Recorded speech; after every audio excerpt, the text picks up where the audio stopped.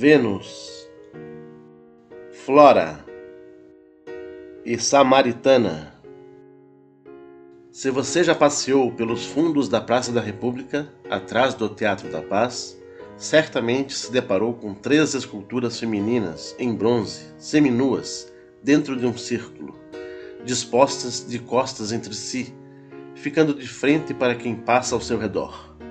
No círculo em questão, anteriormente, ficava um chafariz, instalado na gestão do prefeito Celso Malcher, entre 1953 e 1957, e aterrado na reforma da praça, empreendida entre 1983 e 1985, na gestão de Almir Gabriel, sob a batuta do arquiteto Paulo Chaves Fernandes, então secretário de Cultura de Belém. Nessa fotografia, de um postal dos anos 1970, não se percebe quase nada do chafariz, situado logo atrás do pavilhão Euterpe, sendo possível notar apenas um pequeno trecho do lago, onde aquele estava montado. Recuando mais ainda no tempo, vemos que muito antes do chafariz, algumas jovens espécies de palmeiras compunham a vegetação do local, como testemunho desse registro fotográfico de Júlio Augusto Cisa, tomado certamente por volta de 1901. O que nos permitiu inferir aproximadamente a data da fotografia de Cisa foi o registro de Felipe Augusto Fidanza, publicado no álbum de Belém de 1902, tomado num plano pouco mais fechado, apresentando as árvores ligeiramente mais altas e frondosas e 2 edificações, uma em cada lado da fotografia, que não aparecem no registro de Cisa. Vemos agora o referido espaço visto pelo ângulo inverso, semelhante ao do postal dos anos 1970, em fotografia anônima, provavelmente tomada pouco depois de 1910. Com efeito, as estátuas estão no referido círculo desde 1985, embora sempre permanecessem dentro do complexo da Praça da República. Mas onde foram elas primitivamente instaladas? Antes de lhes fazer essa revelação, peço que você deixe desde já o seu like e, se gostar do vídeo, que o compartilhe e considere inscrever-se no canal, clicando no botão de inscrição e ativando o sininho das notificações. Falando ainda especificamente acerca das esculturas, a estátua que representa Vênus, a deusa romana do amor e da beleza, equivalente a Afrodite na mitologia grega, é de autoria de Gus Martin e Pilzing, cuja fundição ficava em Berlim, na Alemanha. Sobressaindo-se de pé, tendo na base uma espécie de concha, a figura feminina lembra a representação que o artista italiano Sandro Botticelli criou na famosa pintura O Nascimento de Vênus, durante a Renascença. A escultura também apresenta a técnica conhecida como contraposto, onde o peso do corpo está apoiado em apenas uma perna, no caso, a direita.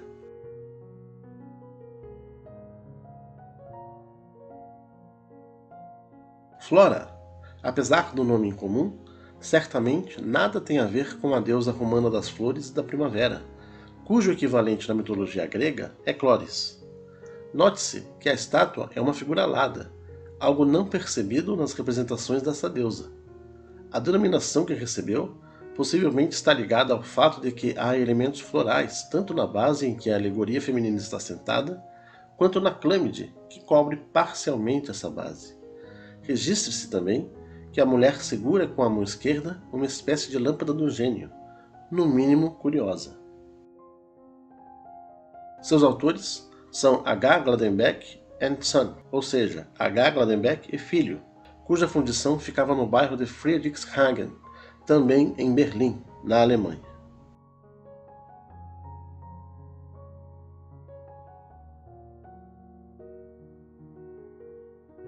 Por fim, a Samaritana recebeu essa denominação por ser assim conhecida a mulher da região da Samaria que, segundo o Evangelho de João, capítulo 4, versículos 7 a 29, ao ir buscar água na fonte de Jacó, ali encontrou Jesus, que, cansado, pediu-lhe um pouco de água, deixando a mulher surpresa, visto que judeus não falavam com samaritanos. Assim como a estátua Flora, a Samaritana também foi esculpida por H. Gladenbeck Son, do bairro de Friedrichshagen, em Berlim. Próximo do espaço onde estão essas 3 estátuas alemãs, porém mais perto da Avenida Nazaré, fica a escultura Anhar-Retã, também de bronze, representando uma Índia espantada. Contudo, sendo proveniente da Fundição Cavina, do Rio de Janeiro, e, por isso, nada tendo a ver com suas colegas europeias, ela será comentada em um outro vídeo aqui do canal.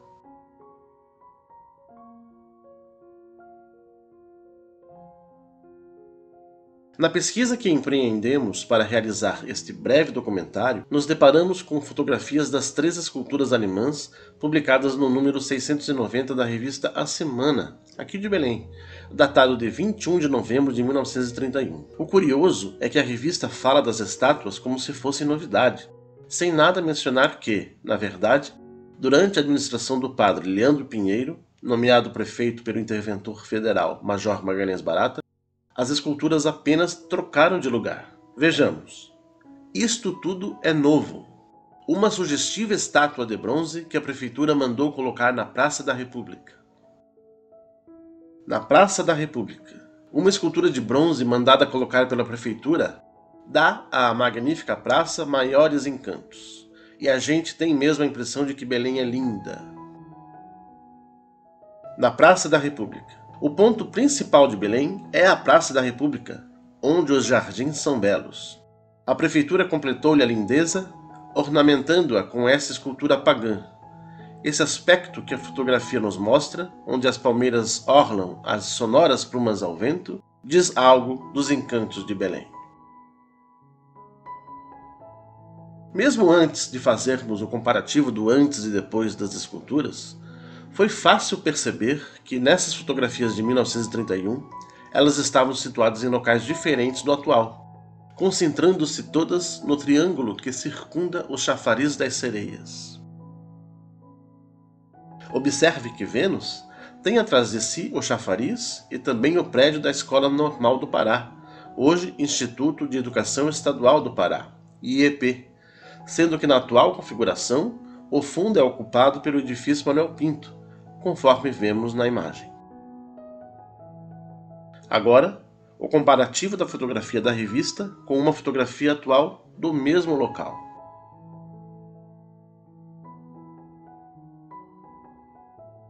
Fizemos o mesmo com outra fotografia tomada por volta dos anos 1940, na qual se observa o perímetro ligeiramente mais abrangido.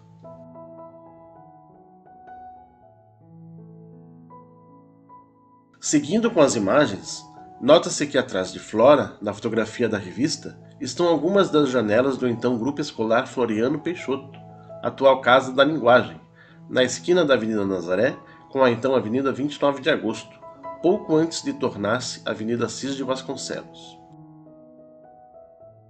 Na disposição atual, por esse ângulo, Flora tem atrás de si os edifícios do Hotel Princesa Louçã e do Banco da Amazônia. Por esse postal, tomado da direção oposta à fotografia da revista, tendo à esquerda o edifício Costa Leite, inaugurado em 1938, e à direita o hotel e restaurante Rotisserie Suisse, nota-se Flora na extremidade esquerda da imagem, sendo possível localizar a escultura com exatidão no canto da Praça da Sereia, na esquina das ruas Arcipreste Manuel Teodoro e Gama Abreu.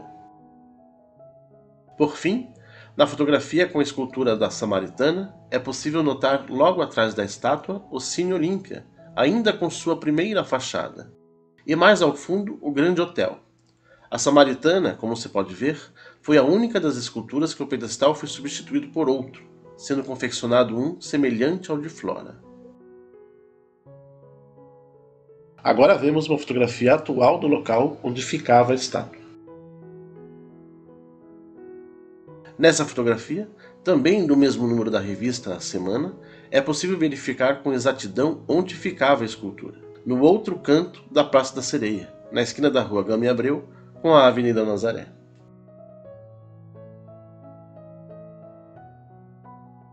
Voltando à fotografia tomada por volta de 1940, observamos Vênus em primeiro plano, sendo possível notar a Samaritana bem ao fundo, à esquerda.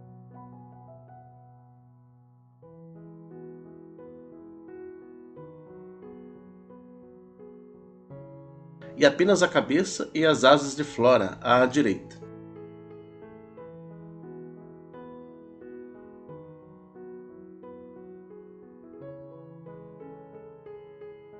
Nessa imagem de satélite do Google Earth, podemos apontar onde ficava cada uma das esculturas na Praça da Sereia.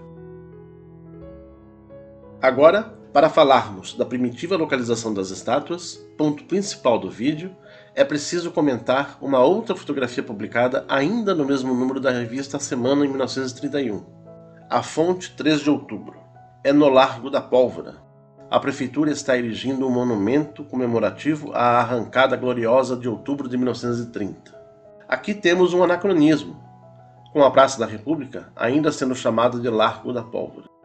Contudo, é preciso, além disso, retificar que o monumento em questão não estava sendo erigido, mas sim tendo tão somente a sua cobertura modificada, com a substituição da platibanda decorada por uma cúpula guarnecida por 4 musas. Essa alteração passou despercebida pela história, não sendo mencionada na bibliografia especializada que consultamos. Para falarmos a respeito, é preciso antes falar do Parque João Coelho.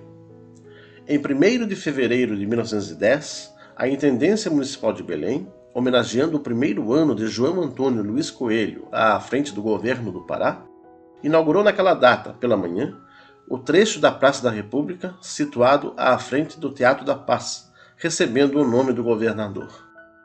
Como destaques desse espaço estavam o pavilhão de música Santa Helena Magno e o coreto Natividade Lima, homenagens aos poetas paraenses Carlos Hipólito de Santa Helena Magno e José Natividade Lima. A propósito, a ata de inauguração do parque foi lida no pavilhão Santa Helena Magno.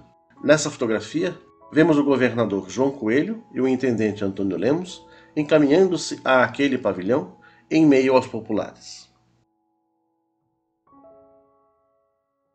Entretanto, um outro destaque do parque ainda seria montado: uma fonte luminosa que ficaria na parte noroeste da praça e receberia primitivamente o nome de Fonte Júlio César, em homenagem ao poeta, jornalista e precursor da dirigibilidade aérea Júlio César Ribeiro de Souza.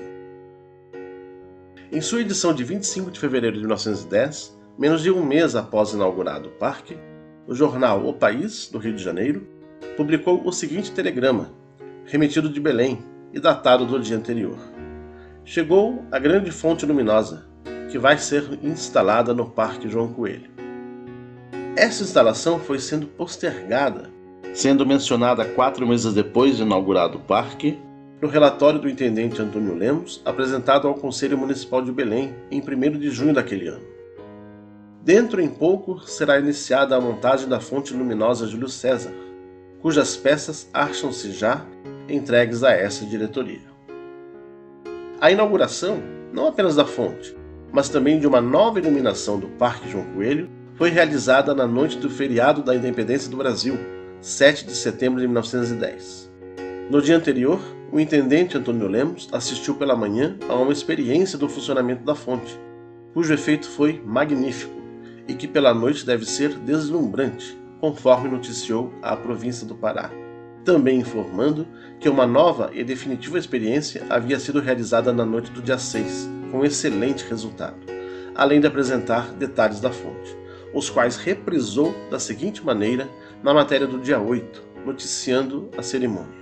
Com a presença do senhor senador Antônio Lemos, intendente de Belém, e capitão Caçulo de Melo, representante do senhor Dr. João Coelho, governador do estado, verificou-se ontem, às 7h30 da noite, a inauguração da nova iluminação do Parque João Coelho.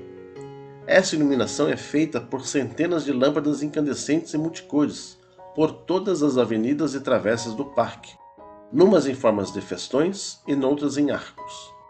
Deste modo, aquele aprazível logradouro fica completamente iluminado em toda a sua extensão, oferecendo um belo atrativo aos visitantes, não só pelo conjunto das luzes, como pela sua beleza natural.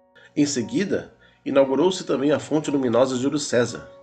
É de uma extraordinária magnificência o seu conjunto, e constitui ela o maior encanto do parque.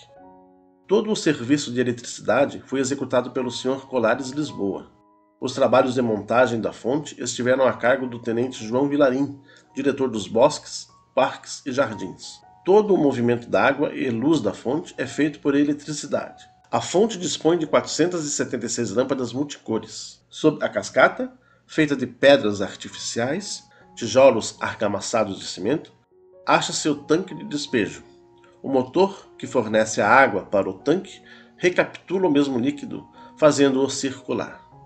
Tem o motor 28 caixas elétricas com 30 lâmpadas. No arco central, vê-se uma estatueta de Vênus, encontrando-se do lado direito, pela perspectiva de Vênus, outra, representando uma samaritana, e do esquerdo ainda uma outra, de Flora. O encanamento tem 112 metros, tubos de 2 polegadas, com 12 torneiras de centro. Na fachada, há 2 estatuetas de Cupido, montado em golfins. O motor é a gasolina, tem a força de 10 cavalos e é do fabricante Gardner. Os aparelhos de eletricidade são dos fabricantes Schaeffer e Walscher, de Berlim. Apesar do mau tempo, às primeiras horas da noite foi grande a concorrência de famílias, tendo a fonte ficado em exposição até às 11 horas da noite. Na ocasião do ato inaugural, tocaram ali as bandas de música da Brigada Militar do Estado e do 17º Batalhão de Caçadores. A Folha do Norte, jornal de oposição, em sua edição de 10 de setembro de 1910, criticou o evento, apontando como insignificante o efeito da fonte luminosa. Como acabamos de expor, as esculturas de Vênus, Flora e Samaritana fazem parte da Praça da República desde setembro de 1910. Primeiramente no Parque João Coelho, migrando nos anos 1930 para o Triângulo da Praça da Sereia, e a partir de 1985, passando a compor o trecho sudeste da Praça da República.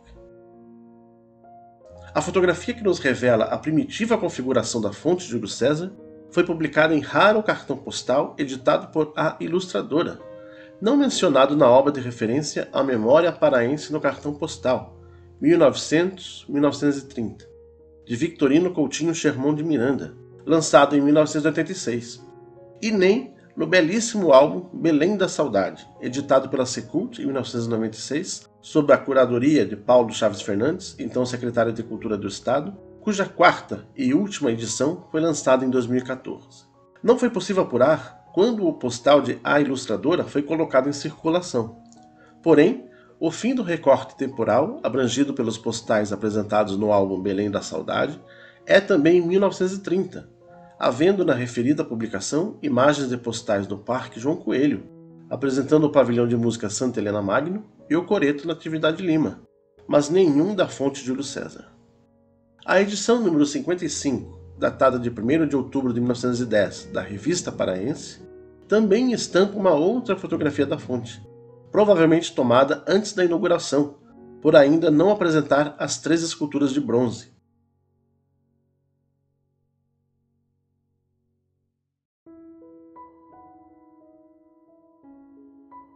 Nessa imagem é possível ver o nome da fonte grafado na alvenaria e mais acima, na platibanda, a seguinte inscrição, retirada na reforma de 1931.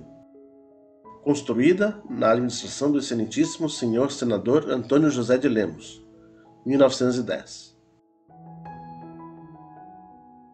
É provável que uma das 2 estátuas de Cupido, mencionadas na matéria da província do Pará, e que não se veem nessas imagens, provavelmente por ficarem à frente da fonte, seja a que posteriormente passou a fazer parte do tanque, esculpida em mármore, e da qual atualmente só restou a bacia na qual ficava exposta.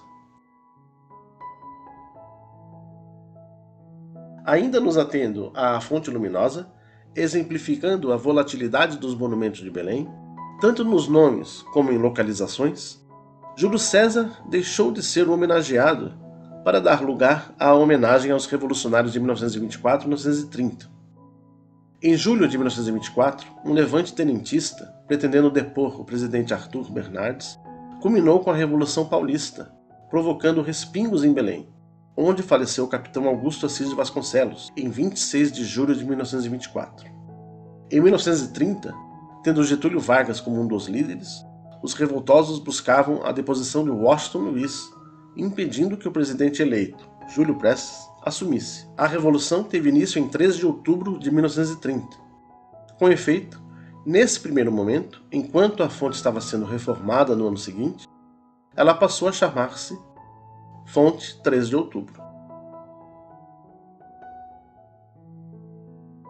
Ocorre que, em 5 de outubro de 1930, faleceu no Pará o comandante da Armada, Eurico Castilhos França, tendo a fonte, anos depois, recebido essa data como nova denominação. Fato é que na face da fonte voltada para o tanque havia ainda a inscrição da data de 24 de outubro de 1930, em alusão ao dia em que Washington Luiz foi deposto. Essas inscrições, anteriormente pintadas, foram substituídas por painéis luminosos.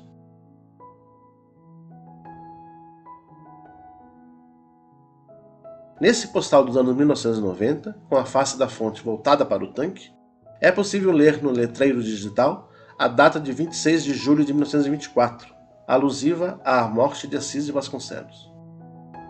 Hoje, apesar da reforma empreendida em 2017 em toda a praça, infelizmente nem a fonte, nem os letreiros estão em funcionamento. E o tanque está completamente vazio.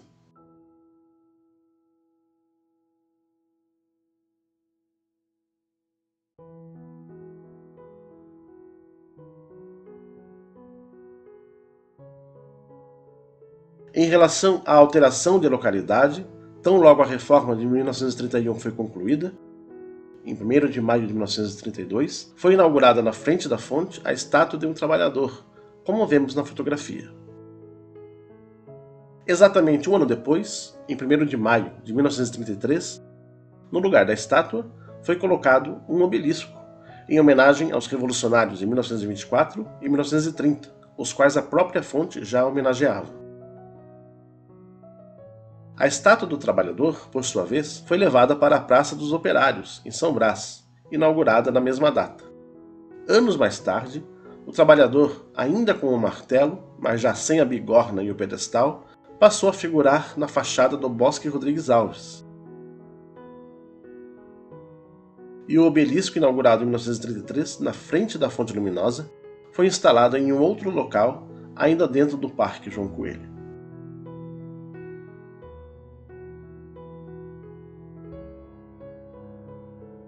Para todos que acompanharam o vídeo até aqui, muito obrigado.